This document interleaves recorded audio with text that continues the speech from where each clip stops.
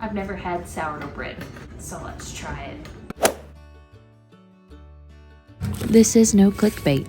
I did order a supposedly 225-year-old sourdough starter.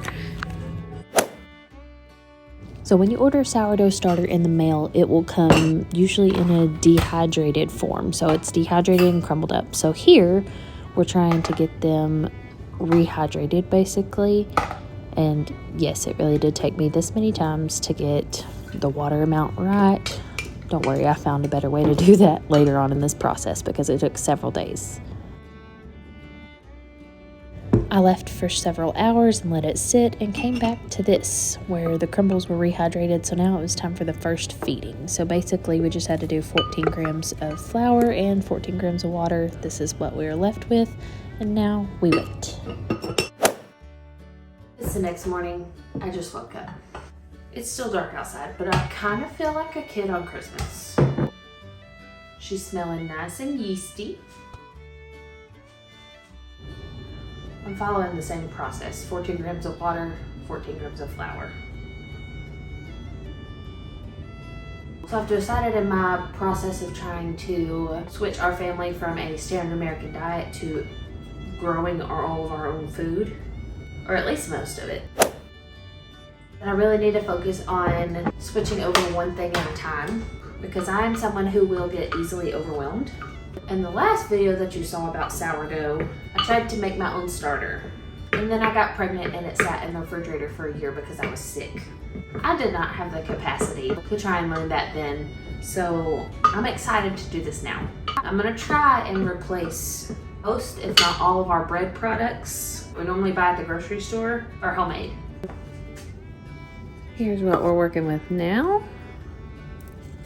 It's very stretchy and sticky. At this point, I don't know what day we're on. I followed this process of feeding every 12 hours for several days. You can see here is a good rise and pretty fermented, but on this day, I forgot a feed. So this is what a hungry starter looks like. It's got a fluid on the top and it smells a little more tangy. Don't worry, just discard half and fix it. But now we move on to the fun part where we are making the actual bread. And I will leave the recipe linked in the description box below. And I'll let you know at the end if I liked it or not.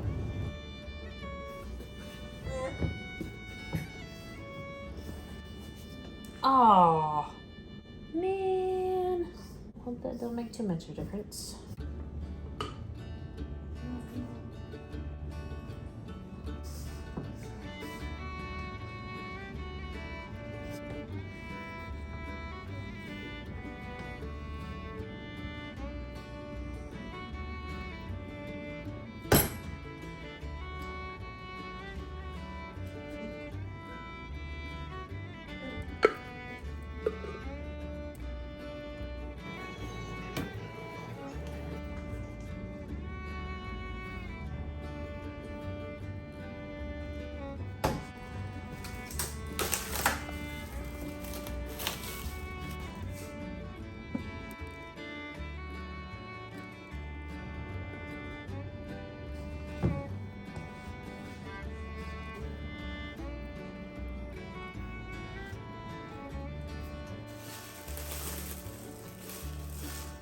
I don't have a dough scraper, so these handy little Lodge scrapers that they're meant to use for your cast iron skillet, I use them for everything, including scraping dough.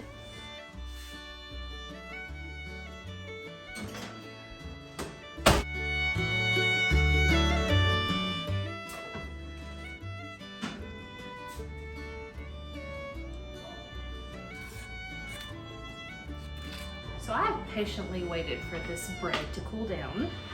I have no opinion on this. I've never had sourdough bread, so let's try it. I'm a little worried that it's gonna be really sour. I don't know that I'm gonna like sour bread. This is pretty good. It has just the slightest bit of tang. I needed a recipe that would pretty much be like regular sandwich bread if my family was gonna eat it. This just might be the recipe. Here's what we're working with. It's soft, but still firm enough that I think it would hold together well as a sandwich. overall first impression, it's pretty good. I'll have to eat it on a sandwich and see how that goes. I want to know, have you ever tried sourdough bread? If you have not, I want to encourage you to get a starter, either make one or buy a dehydrated one and make this recipe. I will leave the link down below. Thanks for hanging out with me in the kitchen today, and I'll see you next time.